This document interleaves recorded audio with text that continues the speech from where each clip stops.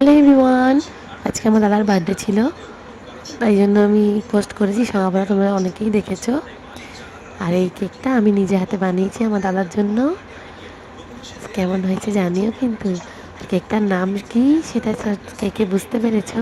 কমেন্টে জানাও। এটা হলো রসমালাই কেক। আর ডেকোরেশনটা কেমন হয়েছে সবাই জানিও কিন্তু। এবার আমার দাদার কেক কাটিংয়ের পালা।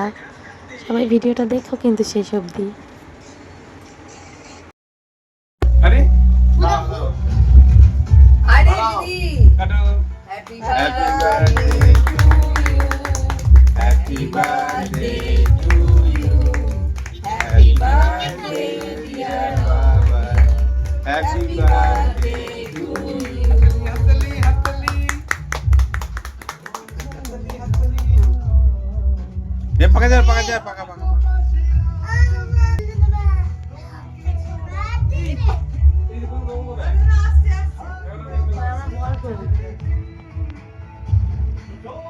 দেখো আবার কে তুলছে